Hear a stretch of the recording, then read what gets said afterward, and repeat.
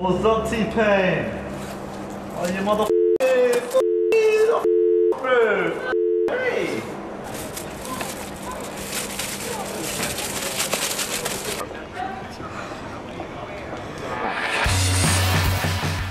Ever since the first pawn moved across the chessboard, games have played a huge part in society's entertainment.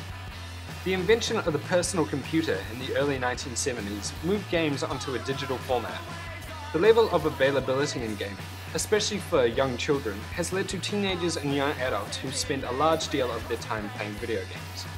Sometimes this leads to obsessive behavior, especially in the last 6 years with the boom of online gaming. It is debated whether playing games obsessively leads to addiction, or whether game addiction actually exists.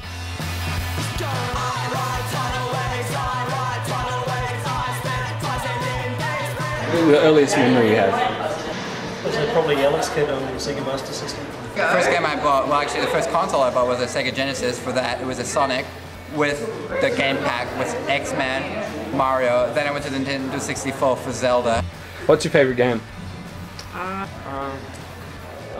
Probably Call of Duty 2. Wow. Halo 3 is really popular. Tom Clancy's Splinter Cell, Chaos Theory to be precise. I used to play quite a bit, pretty much whenever I had downtime.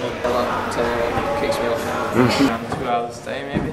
Oh yeah, 2 hours. It's really irregular. Like, I've gone days where I play it for 12 hours and then won't play it at all for the next 2 or 3 days. Okay, so we're just falling down here through the levels of pain.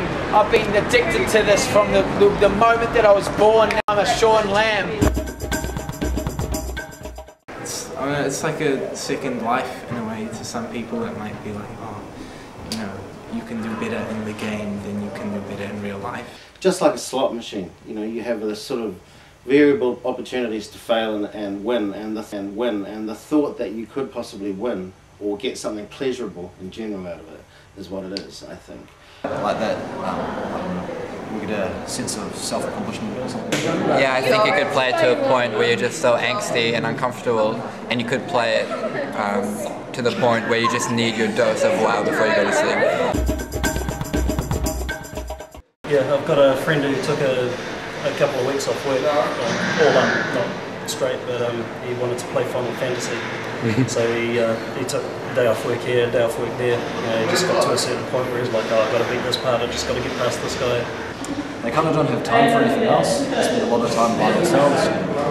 After they want to go out or anything, they just say, I want to stay inside. They just kept playing a lot and they'd try and avoid social activities by making up excuses.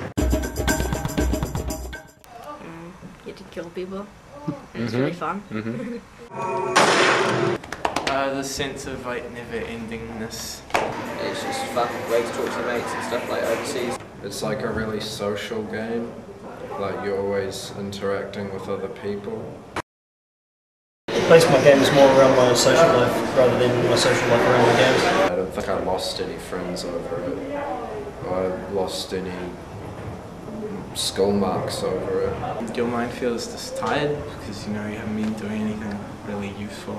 You haven't been thinking too much. Just the body's just, you know, you just feel like you need to have sleep.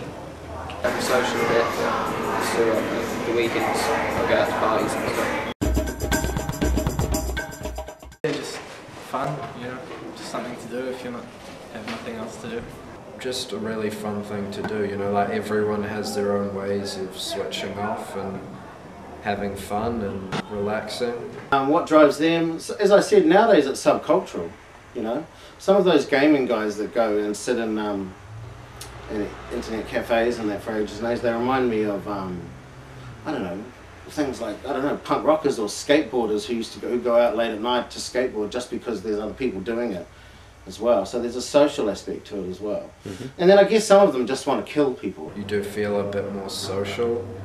Like, if you're just playing a game for hours and hours that's single player, you're having absolutely no interaction with other human beings. Not really. No. I think you could be. What? I have been, like, for the first 6 months to a year I played at a think I was addicted. I have been addicted, but it's after you quit and then start again, then quit, it's easier to control the addiction, so probably not addicted anymore. Like, I made excuses to not go out, you know?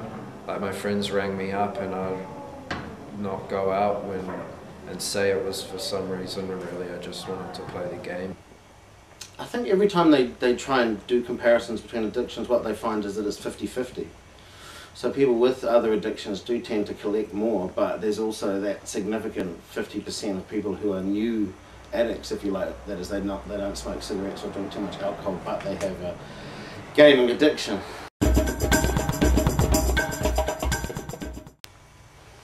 Wow, I mean, I think technologically it's going to be cool.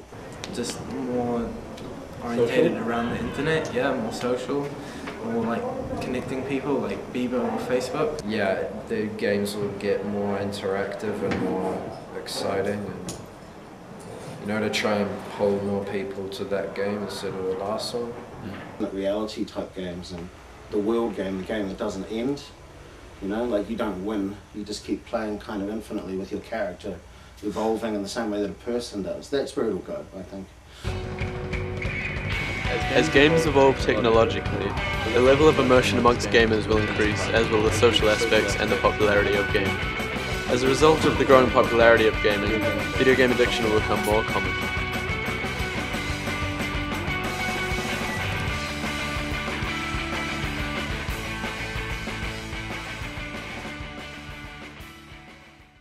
Okay, my mom just canceled my brother's World of Warcraft account, and he is freaking out. She really wants! Oh my god.